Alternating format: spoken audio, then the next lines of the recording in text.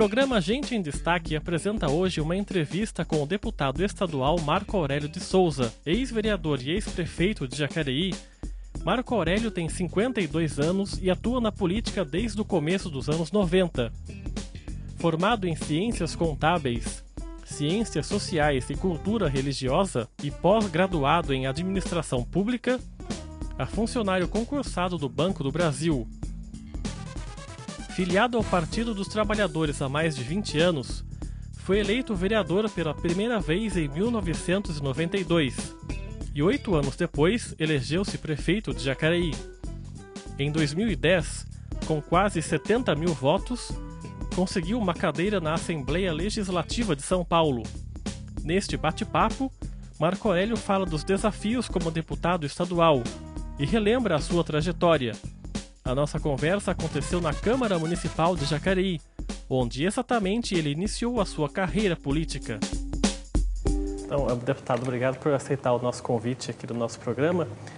Que lembranças o senhor tem aqui da Câmara Municipal, quando o senhor entra aqui, das lembranças de vereador? Bem, primeiro nós estamos gravando aqui no estúdio, né, que não existia quando eu fui vereador aqui. Aí eu fico olhando aqui, imaginando como era muito apertado o prédio da Câmara Municipal. E aí quando o Diogo, o presidente da Câmara, colocou a ideia de ampliar, achei muito bom, eu era prefeito na época, e agora, frequentando esse novo espaço, eu vejo que necessidade que era essa ampliação. Dá uma lembrança muito boa. A gente vem aqui, encontra com pessoas ainda que trabalhavam comigo de 93 a 2000, né, que foi a época que eu fui vereador. Lembrança muito boa, uma experiência muito boa de ser vereador aqui na Câmara de Jacareí. Que mudanças o senhor vê nesses 20 anos da organização política do Brasil, aqui em Jacareí mesmo? O que o senhor pode falar sobre essa mudança da política que era na década de 90, no comecinho, quando o senhor entrou como vereador, e agora 2013, 20 anos depois? Primeiro a modernidade, né? Quando eu fui vereador, eu lembro que a gente fazia um folhetim nos xeroxes, era... Até mimeógrafo a tinta cheguei a usar, né? Para tentar soltar um folheto para as pessoas. Câmara, TV, nem pensar, né? Câmara de TV, nem pensar. Rádio, a gente lutava para ter transmissão da sessão por rádio. Hoje se transmite pela TV. Hoje a pessoa assiste ao vivo ou depois, num outro momento, porque ela também é gravada e retransmitida, né? Então, acho que hoje você tem muitos outros instrumentos para fazer política e cabe àquele que está com o poder de vereador, usá-la da melhor maneira possível. Usar o site, usar o Facebook, usar o Twitter, usar e-mail, usar a câmara, usar o rádio, né? Porque você tem mais chance de fazer com que aquilo que se discute aqui chegue na população. E isso eu acho importante, porque qual que é o grande desafio?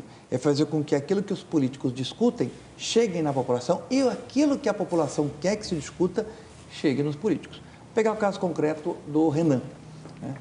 Se fosse em tempos passados... Renan Calheiros. Renan Calheiros. Se fosse em tempos passados, o Senado elegeria e talvez algum tempo depois tivesse alguma manifestação. Hoje é online. Já colocou o nome online, o pessoal já coloca manifestações contra, a favor. Então, hoje é muito mais rápido. Eu acho isso uma riqueza. Sabendo usar bem com que o mundo político chegue na população, eu acho que é um grande passo para a cidadania. E a mudança da mentalidade política no povo brasileiro, o que o senhor acha que mudou nesses 20 anos? O brasileiro está mais politizado hoje do que era antes ou piorou? Olha, aí tem vários ângulos para você ver, né? Porque quanto mais você volta na história, mais lembranças você tem da ditadura militar. Quem nasceu nos anos 90, então, 23 anos de idade, a ditadura para ele é uma coisa que não sabe o que é. Então, ele se depara o quê? Só com a democracia, que tem dificuldades no campo de não conseguir resolver os problemas sociais, né? Não resolver os problemas de emprego para todo mundo, problemas de denúncia de corrupção. Então, quando a pessoa faz a comparação da democracia pela democracia, ela acha que o sistema hoje não está bom. Quantas pessoas que estão nos assistindo e que não acham que o país, por exemplo, está muito corrupto, a política é só lugar de gente corrupta? E não é verdade. Não é verdade. O que as pessoas têm que saber é o seguinte, que antigamente isso não tinha apuração. Antigamente, as coisas transcorriam de uma tal forma que não chegava no povo os porões da política. Hoje chega. Não era divulgado. Não era divulgado, né? E a corrupção, quanto mais você combate, mais ela aparece. Que a hora que você pega um, aí pega outro. Então, a impressão que você tem é que a política é o campo da corrupção. E não é verdade. O que hoje nós estamos vivendo no país é uma riqueza. Porque hoje você apura e você pune. Se não pune pela justiça, pune pelo voto. Porque aí a pessoa acaba sendo conhecida e não consegue retornar no meio político. Então, eu acho que você vive essa contradição hoje, né? Uma riqueza da democracia que se consolidou, mas, por outro lado, quando as pessoas não têm a lembrança do que era no passado, elas podem não valorizar e, com isso, se afastar da política. E não é bom se afastar pela política. Como diz o Lula, quem não gosta de política será governado por quem gosta. É importante que as pessoas participem. Não precisa necessariamente ser candidato, mas acompanhar a sessão de Câmara, acompanhar as discussões do Senado, do Congresso, os jornais, né? E sempre com uma mentalidade crítica, não pegar aquilo como verdade. Pegue aquilo como uma referência, para você verificar se aquilo que está lá é a verdade. Então, acho que é uma contradição, uma riqueza no avanço dos instrumentos, porém, uma dificuldade em não conseguir fazer um contraponto com o que era no passado. Pois é, exatamente nesse ponto dos jovens, dos adolescentes, como fazer para eles se interessarem por política? O que deve ser feito? Duas coisas ao mesmo tempo. Primeiro, resgatar o passado mostrando como é que era, mas apontar o futuro, né? Porque se você fica também só olhando o passado, como ele não tem referência de vivência, ele fala assim, mas será que era assim mesmo? Então, não. Mostra o passado, faz o debate do passado, mas aponta para o futuro, né? Quer dizer, se você hoje, colocando projetos de futuro, aí você é um meio de você atrair o jovem. Por que o jovem gosta? De desafio. O que pode fazer um jovem entrar na política? É a vontade de ele ocupar um espaço onde possa construir uma sociedade melhor do que hoje. Então, eu vejo esses dois desafios. Trazer o passado à tona para poder entender o presente e apontar para o que pode ser no futuro. E na sua época de vereador, o senhor mudaria alguma coisa do que o senhor fez na época de vereador? Eu acho que na vida a gente mudaria muita coisa, né? Porque hoje eu estou com 52 anos. Eu fui vereador 20 anos atrás, 32 anos, né?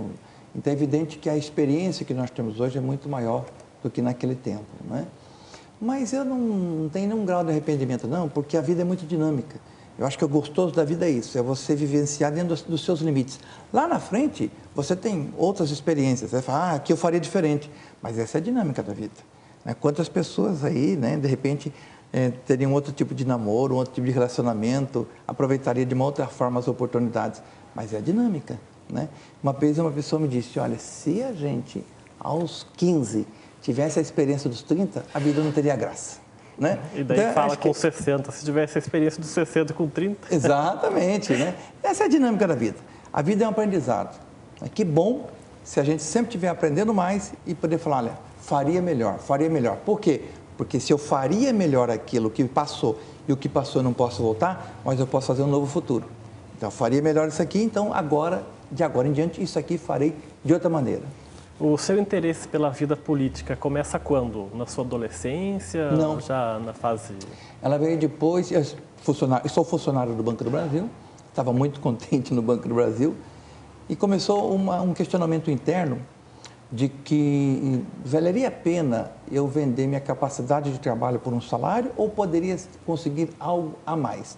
Mas esse algo a mais eu não tinha clareza do que era, e aí eu tenho que colocar aqui que a igreja me ajudou muito, porque a igreja começou a me chamar para ver a política como uma missão. Eu quero fazer referência ao padre Cândido e ao padre Geraldo Margella, que são dois padres que em 91 começaram a pensar no meu nome para vereador. E aí eu não tinha pensado seriamente nisso, fui fazer um retiro em Itaici, num momento de parada no carnaval, aí eu vi que a política de fato podia ser um espaço onde aquilo que a gente reza na igreja podia ser prática na política. Uma coisa é você rezar para que os pobres tenham direito à casa, outra coisa é você ter um mandato político e construir casa para as pessoas poderem ter. Então eu vi que a política podia integrar realmente a fé que se propagava na igreja, né? Depois que eu descobri que o Concílio Vaticano já falava que a política é a arte por excelência da caridade cristã. Tá? É bom falar isso porque tem gente que acha que política e religião não se misturam.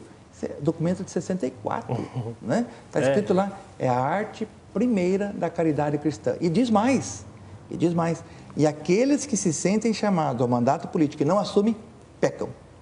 Então, é sério, né? Quando a pessoa tem algum chamado para a política, ela deve de ir.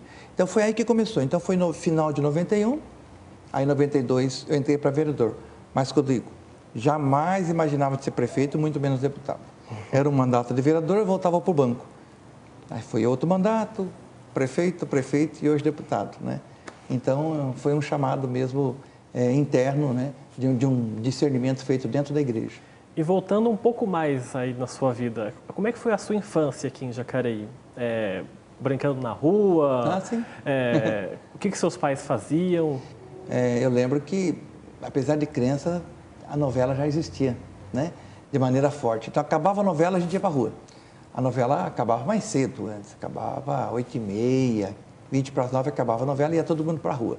E ali fazia as brincadeiras, né? Eu tive mais 4 irmãos, portanto, também tinha brincadeiras dentro de casa, né? O quintal de casa era palco de brincadeiras e brigas também, porque irmão, né? E, então foi muito gostoso, foi muito bom, foi bem caseiro, vamos dizer assim, né? E nessa época de infância também, seus pais já se interessavam por política ou nada? Era dona de casa mesmo? Ou não acompanhavam? Acompanhava muito pouco, porque quando eu era criança, era ainda a ditadura militar. E naquela época, então, eu nasci em 61. Então, colocando 10 anos, 71, que é quando você começa a enxergar as coisas. Então, quando eu tinha 10 anos, nós estávamos no auge da ditadura, né? A única coisa que eu lembro é de que eram 2 partidos, Arena e MDB, e meu pai tinha muito apreço ao MDB, né? E até teve uma eleição, acho que foi em 78 ou 76, em que o Quércia foi candidato ao Senado, concorrendo contra Carvalho Pinto. Carvalho Pinto era o candidato do regime militar e o Quércia do MDB. E uma torcida em casa para o Quércia ganhar. E eu não entendi muito bem aquilo, né? Só sei que quando o Quércia ganhou, todo mundo ficou contente. Então, era um acompanhamento dentro do possível, porque a ditadura militar, diferentemente de hoje, não incentivava as pessoas a acompanhar a vida política. Aliás, o que se dizia na ditadura militar? Que igreja, política, religião, política e futebol não se discute, né? Então, essas coisas não eram boas de discutir, né? Que é um dogma que ficou até hoje, né? Até hoje as pessoas falam isso, né? Até que futebol todo mundo discute, então. né? Igrejas já estão discutindo bem mais. Olha essa eleição do Papa como foi e como era antes. Quem que ousava antes dar palpite para dizer que Papa que era? Né? Falei, não, eles sabem. Isso aqui já acabou, não é eles sabem, nós sabemos, né? Existem os representantes, mas nós também queremos dar nossa contribuição, né? Então, essa eleição do Papa agora foi muito mais participativa, apesar de não ter tanta democracia assim, mas foi bem mais do que em épocas passadas. Já que o senhor falou do Papa e o senhor é ligado aí à Igreja Católica, o que o senhor espera agora do Papa Francisco? Quais são os desafios maiores que ele tem para a Igreja nesse momento? Felizmente, nós conseguimos a reeleição. Quero agradecer à população de Jacareí sempre pela reeleição.